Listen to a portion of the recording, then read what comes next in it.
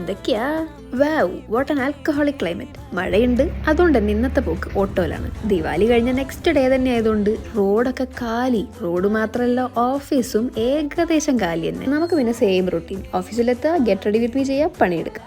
പിന്നെ ആകെ ഗുണം ബാംഗ്ലൂർ ട്രാഫിക് എന്നൊരു ഒഴിവ് കിട്ടി. ഇത്ര കാലം ഞാൻ നേരത്തെ എത്തിയതുകൊണ്ടാണ്. കുറച്ചുകൂടെ ആൾക്കാരൊക്കെ ഐഡിയലി വരേണ്ടതാണ്.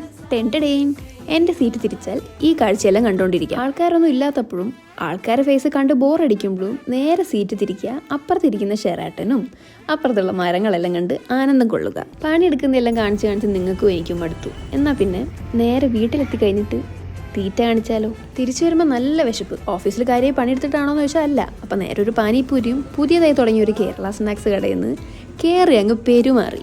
പിന്നെ ദിവസം മുഴുവൻ ഈ ഒരു ആൽക്കഹോളിക് ക്ലൈമറ്റ് ആയതുകൊണ്ട് ഒന്നും ചെയ്യാൻ തോന്നില്ല. വൻ മടിയും പിടിച്ച് അവിടെ ഇരിക്കുക.